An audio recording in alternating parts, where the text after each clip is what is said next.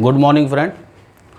आज के वीडियो में हम लोग एम्पियर सर्किटल लॉ यानी कि जिसको शॉर्ट में क्या बोलेंगे ACL, ठीक है, इसको कहीं कहीं एम्पियर्स लॉ भी सिंपली वर्ड में कहते हैं, इसके बारे में डिस्कशन करेंगे और इसके बेस पे एप्लीकेशंस को अपन वन बाय वन चलते जाएंगे। इसका जो सबसे पहले स्टेटमेंट है वो आप समझें, line integral of magnetic field, ठीक है, along any closed path is equal to mu naught times, mu naught क्या होता था, permeability of free space, mu naught times of enclosed current। Statements उतना क्लियर नहीं होता है, अभी आपको और ज़्यादा डिटेल में समझेंगे। ये फिलहाल स्टेटमेंट है, क्या है statement, line integral of magnetic field along any closed path is equal to mu naught times of enclosed current, ठीक है। मैथमेटिकली जो इसका एम्पियर सर्किटल लॉ का होता है रिप्रेजेंटेशन, क्लोज इंटीग्रल, ठीक है, B into D L, B भी वेक्टर क्वांटिटी है, डी एल भी वेक्टर क्वांटिटी है, लेकिन आप लोग वेक्टर्स में यूज़ नहीं कर रहे हैं, नेट के हिसाब से देखेंगे। B D L equal to mu naught times of summation of current, यानी अलजेब्रिक समीशन। अलजेब्रिक समीशन का मतलब क्या हो गया कि करंट की डायरेक्शन पे भी डिपेंड करेगा कि करंट किधर अपवर्ड है, डाउनवर्ड है, इनवर्ड है, आउटवर्ड है, हॉरिजेंटल है, कैसी करंट है। जहाँ पर समीशन ऑफ आई क्या है, current enclose inside the Amperian loop, यानी जो अपन लूप बनाएंगे, जो क्लोज्ड पाथ बोले ना, क्लोज्ड पाथ, इसी को ही एम्पीरियन लूप बोला जाएगा, ठीक है। बी क्या है, इनसाइड और आउटसाइड दोनों मैग्नेटिक फील्ड हैं।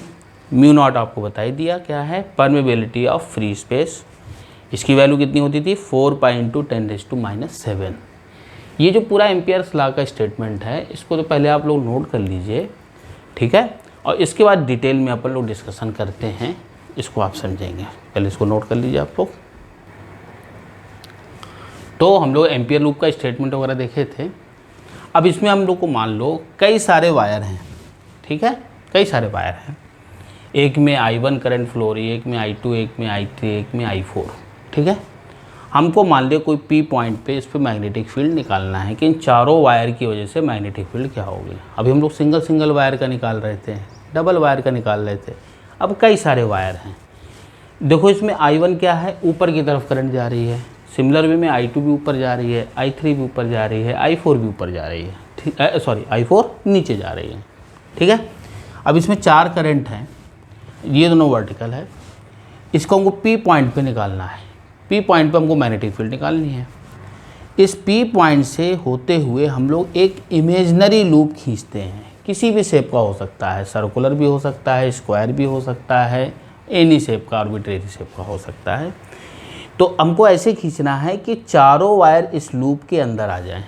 तो ये लूप कैसा है, हॉरिजेंटल, और करंट कैसी है, अपवर्ड और डाउनवर्ड। अगर इसी चीज़ को हम लोग इस तरीके से पलटा दें, तो जब ऐसे पलटाएंगे तो अब करंट कैसी हो जाएगी, I1 बाहर की तरफ, I2 बाहर की तरफ, I3 भी बाहर की तरफ, I4 क्या होगी, अब ये इनवर्ड हो गई, ठीक है। ये चारों करंट हो गई। अब ये P पॉइंट था तो P पॉइंट वहीं रह गया, यानी बस इसको ऐसे की बजाय ऐसे कर लिया हम लोगों ने। तो कहीं ऐसे भी बना हो सकता है, कहीं ऐसे भी बना हो सकता है। अगर ऐसे बना होगा तो प्लेन हॉरिजेंटल हो जाएगा, वायर्स वर्टिकल हो जाएंगे। इसमें क्या है, वायर वर्टिकल, ये लूप वर्टिकल हो गया और करंट हॉरिजेंटल्स हो गई। अब इसमें देखा जाए तो I1, I2, I3 की डायरेक्शन तो सेम है, I4 की डायरेक्शन अपोजिट है। तो समीशन ऑफ करंट क्या होगा, जैसे हम लोगों ने करंट इलेक्ट्रिसिटी में पढ़ा था कि इनकमिंग करंट को पॉजिटिव लेते थे, आउटगोइंग करंट को नेगेटिव लेते थे, उसी तरीके से इसमें भी अलजेब्रिक साइन लेना है। यानी कहने का मतलब इसमें अब करंट का जो सम होगा, जो राइट हैंड साइड में है, समीशन आई का, तो समीशन आई क्या हो जाएगा, जो जो करंट सेम डायरेक्शन में उनको जोड़ दो और जो अपोजिट डायरेक्शन उसको करंट को सब्ट्रैक्ट कर दो, सिंपली बेस में है। तो समीशन ऑफ आई इससे निकल आते हैं, इसी जगह पे रख के हम लोग निकालेंगे। अब इसमें B और DL क्या है, B DL है कि इसमें एक छोटा सा पार्ट हम लोगों ने लिया, जैसे मान लो ये अपन ने एक छोटा सा पार्ट ले लिया DL, ठीक है, DL ले लिया, जैसे हम लोग MP उसमें लेते थे बायो-सेवर्ट लॉ में। तो जब DL लिया तो ये पार्ट हो गया। अब इसमें मैग्नेटिक फील्ड कैसी होगी, वही पॉइंट्स वाला लगाएंगे, या तो ऊपर की तरफ या तो फिर नीचे की तरफ। वो डिपेंड करेगा कि डायरेक्शन ऑफ करंट कैसी है। तो इसमें जो बी जो है ये भी वेक्टर क्वांटिटी है, DL भी जो है वेक्टर क्वांटिटी है।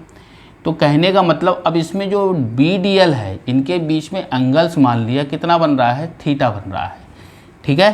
तो ये जो BDL था ये दोनों क्वांटिटी कैसी थी, वेक्टर थी। तो हमको मालूम है कि क्या लिखते थे, A डॉट B को हम लोग क्या लिखा करते थे, A का मैग्नीट्यूड B का magnitude into cos of angle between them, ये मैग्नीट्यूड में लिखते थे। तो अगर वेक्टर्स में लिखा है तो उसको मैग्नीट्यूड में लिखने के लिए क्या लिखेंगे, BDL cos थीटा। अब यहाँ पे थीटा क्या है, B और DL के बीच में एंगल्स है, यानी कि थीटा लेना है। अब इसमें जो अप्लाई करते हैं एम्पियर सर्किटल लॉ को, इसमें कुछ पॉइंट्स हैं जिसको हमको पूरे चैप्टर्स में ध्यान रखना है कि किस किस कंडीशंस के लिए अप्लाई होता है। तो ये हम लोगों ने एक सिंपली करंट के डायरेक्शंस वगैरह से लेके लिया है ताकि आपको पूरी तरीके से क्लियर एम्पियर सर्किटल लॉ का स्टेटमेंट प्लस मैथमेटिकली दोनों आपको समझ में आए। ये आप स्टेटमेंट नोट कर लीजिए और इसके हिसाब से समझ लीजिए, ठीक है। हाँ जी, अब इसमें था कि एम्पियर सर्किटल लॉ को अप्लाई करने से पहले हमको कुछ पॉइंट्स को दिमाग में रखना पड़ेगा, ठीक है। उसको हम लोग नोट के तरीके में लिखवा दिया है, ये इंपॉर्टेंट है फॉर एप्लीकेशंस ऑफ ACL का। पहला चीज़ जो कॉन्सेप्ट है, पहला जो है, this concept is valid only for study current. Study current का मतलब DC करंट से है। AC करंट दो टाइप की थी ना, AC और DC, तो किसके लिए अप्लाई है ये, स्टडी करंट मतलब DC करंट, ठीक है ना, डायरेक्ट करंट जैसे बैटरी से मिलती है, ठीक। Second point, independent on shape and size of Amperian loop. अब ये एम्पीरियन लूप क्या था, जो अपन ने क्लोज पाथ बनाया था ना, क्लोज पाथ पूरे सभी वायर को घेर कर, उसी लूप को हम लोग क्या बोलते हैं, एम्पीरियन लूप बोलते हैं। क्योंकि एम्पियर नहीं दिया था इसलिए उसको लूप को एम्पीरियन लूप बोला गया। जैसे गॉस लॉ में गॉसियन सरफेस बोलते थे, इस तरीके से ACL में हम लोग क्या बोलेंगे, एम्पीरियन लूप, ठीक है। ये एम्पीरियन लूप इमेजनरी भी हो सकता है, रियल भी हो सकता है, ठीक है। तो ये क्या है, shape and size. Shape and size मतलब शेप एंड साइज का मतलब क्या होगा कि किसी भी शेप का खींचे, बस शेप कैसा होना चाहिए, सिमेट्रिकल होना चाहिए। सिमेट्रिकल मतलब या तो स्क्वायर के फॉर्म का, या तो रेक्टेंगल के फॉर्म का, या तो सर्कुलर के फॉर्म का, सिमेट्रिक होना चाहिए, क्योंकि सिमेट्रिक के लिए एप्लीकेशन है ही है ये। तो shape and size of Amperian loop, पता है एम्पियर लूप के शेप और साइज पर डिपेंड नहीं करता है। थर्ड जो है, with ACL we can determine magnetic field for symmetric condition only. Symmetric होना चाहिए वायर, ठीक है। अभी आगे और क्लियर होगा इसका कि सिमेट्रिक का मतलब क्या हो गया, वायर कैसे कैसे फ्लो हो रहे हैं, ठीक है। Magnetic field for symmetric condition only, ठीक है। इसी के दो पार्ट हैं। इसमें लूप में एक चीज़ ध्यान रखना है कि at each point of loop angle between B और DL, यानी जो मैग्नेटिक फील्ड है और जो करंट एलिमेंट मान रखा है, जो एलिमेंट माना है, उन दोनों के बीच का एंगल या तो 0 डिग्री हो, या तो 90 डिग्री हो, या तो 180 हो, या फिर 270 हो, ठीक है। इन चारों एंगल में कोई एक एंगल होना चाहिए, ठीक है, क्लियर है। इसके अलावा अदर एंगल्स नहीं बनना चाहिए, तभी हम लोग BDL इक्वल टू μ0 I लगा सकते हैं, ठीक है।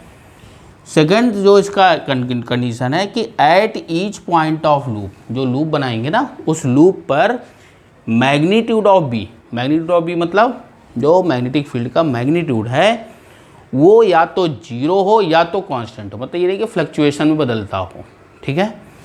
ये जो 3 पॉइंट्स हैं, 3 नोट्स हैं, तीसरे नोट्स का जो 2 पॉइंट्स हैं, इसको बहुत अच्छे से ध्यान रखना है और हमको इसको अप्लाई करने से पहले ये सब कंडीशन मस्ट बी फॉलो होनी चाहिए।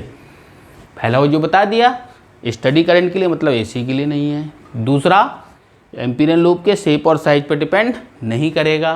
तीसरा क्या है कि मैग्नेटिक फील्ड किसके लिए अप्लीकेशन है, सिमेट्रिक के लिए। सिमेट्रिक में 2 पार्ट हैं, each point of loop B और DL के बीच एंगल कितना होना चाहिए, 0, 90, 180 और 270। नेक्स्ट है कि ईच पॉइंट ऑफ लूप पर B का मैग्नीट्यूड या तो 0 हो या तो कांस्टेंट हो, दो में से एक चीज़ होना चाहिए, ठीक है। इसको नोट कर लीजिए और अच्छे से आप समझ लीजिए, ठीक है। अब हम लोग इसके एप्लीकेशन कहाँ कहाँ लगेंगे उसके बारे में डिस्कशन करते हैं, पहले इसको आप नोट कर लीजिए, ठीक है।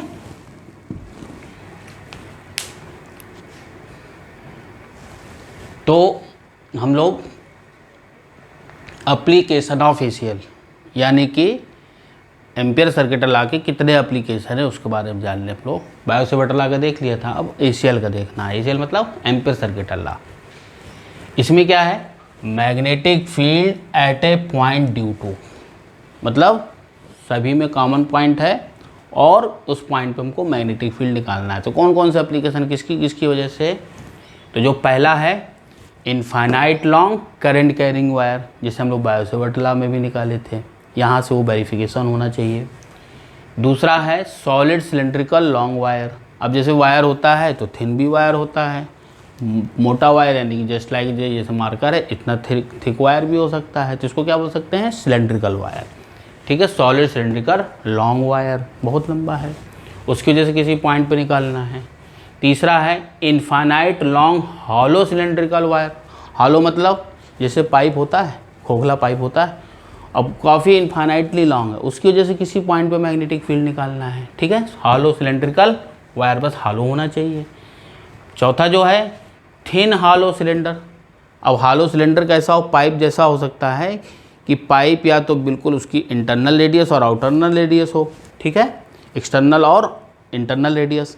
अब उसमें क्या है, thin hollow cylinder. Thin hollow cylinder मतलब बहुत ही थिन हो, जिसके इंटरनल और एक्सटर्नल रेडियस दोनों को करीब करीब बराबर ले सके, उसको क्या बोलेंगे, थिन हॉलो सिलेंडर। उसकी वजह से मैग्नेटिक फील्ड निकालना है।